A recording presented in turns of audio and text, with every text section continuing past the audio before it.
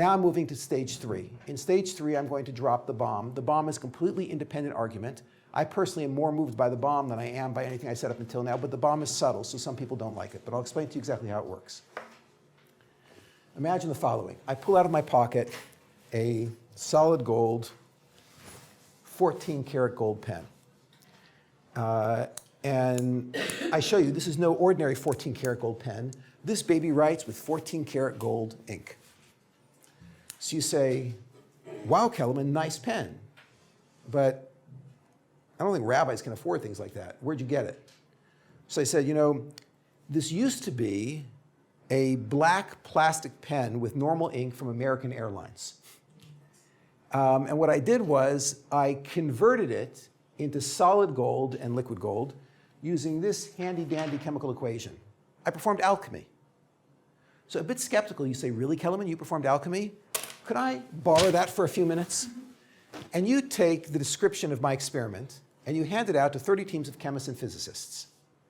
And you say to them, we want to know if Kelemen's lying or telling the truth when he says he converted plastic into gold. So replicate.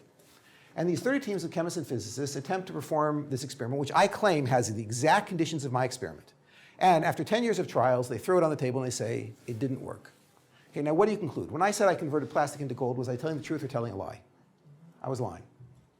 Why? Now I'm going to slow your brain down and show you how you work that out.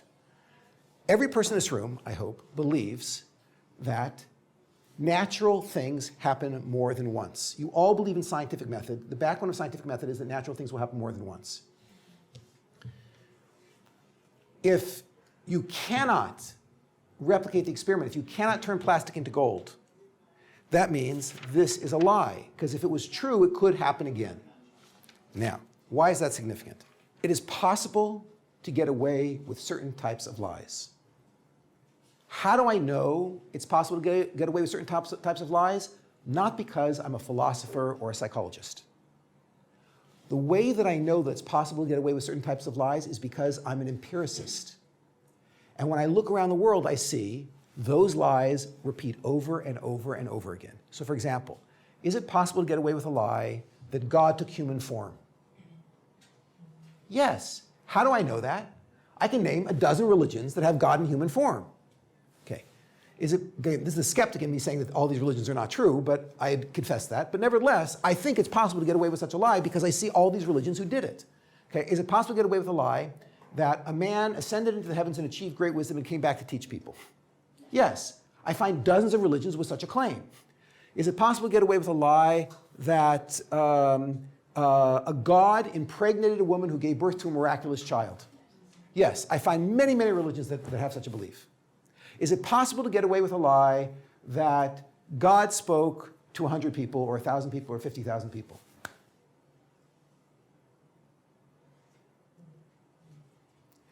If it's possible, then I should find 2 religions with that belief, or 3, or 4. Okay, now here's the problem. This is what I'm presenting to you right now. By the way, you don't have to understand what I'm saying at this point. I don't expect you to understand. If you have lack of clarity, clarity is coming right now. Here are 165 major religious families, the world's religions. Here are the number who heard God speak in each religion from 1 up to, I don't know, let's say 100 million. Okay, now, what would I expect to find? That is,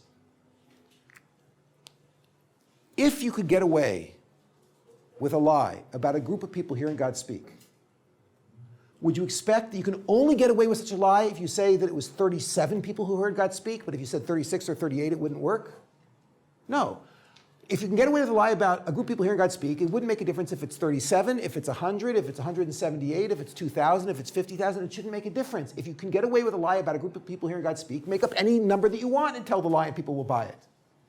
Therefore, what I expect to find, if you can get away with such a lie, is this. A random splash of mythologies, each claiming that a different number of people heard God speak. Clear? That is what is expected. Okay, now,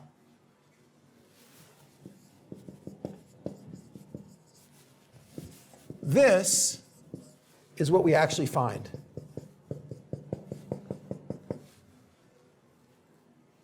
How many people heard God speak in your religion? 1, 2, 1, 2, 1, 2, 1, 2, 1, 2, 1, 2, 1, 2, 1, 2, 3 million. 1, 2, 1, 2, 1, 2, 1, 2, 1, 2, 1, 2, 1, 2, 1, 2, 1, 2.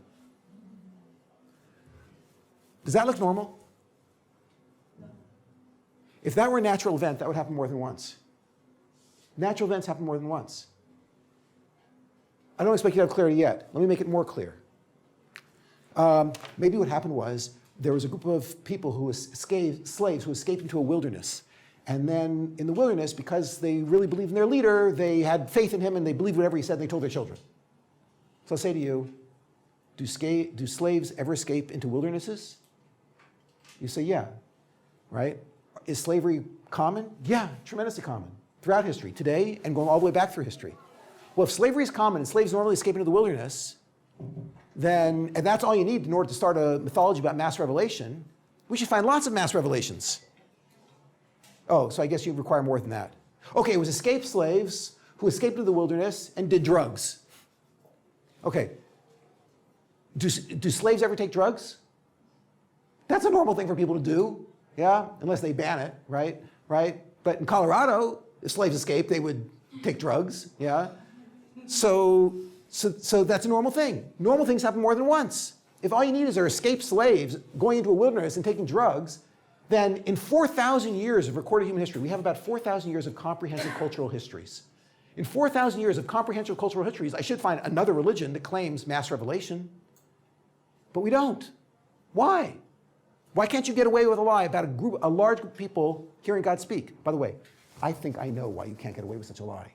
I think it's because the ability to maintain a conspiracy is inversely proportional to the number of people involved.